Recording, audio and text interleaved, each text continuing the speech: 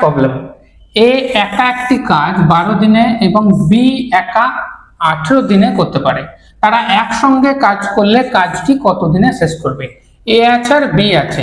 এ একটা কাজ করে 12 দিনে, বি একটা কাজ কমপ্লিট করে সেই কাজটাকে 18 দিনে।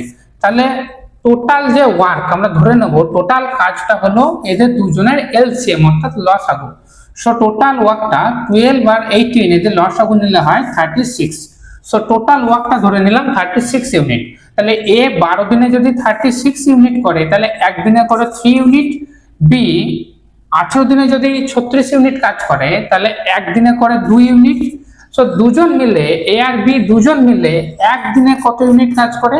দুজন মিলে এ প্লাস বি দুজন মিলে একদিনে করে 3 ইউনিট আর 2 ইউনিট অর্থাৎ 5 ইউনিট কাজ। একদিনে করে 5 ইউনিট অর্থাৎ 5 ইউনিট কাজ করে একদিনে, 1 ইউনিট কাজ করে 1/5 দিনে।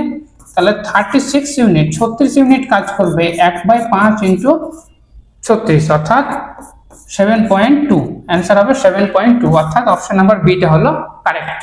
এইভাবে এই সময় ও কাজের প্রবলেমগুলো আমরা এইভাবে সলভ করব। টোটাল কাজকে ধরে নেব এলসিএমটা।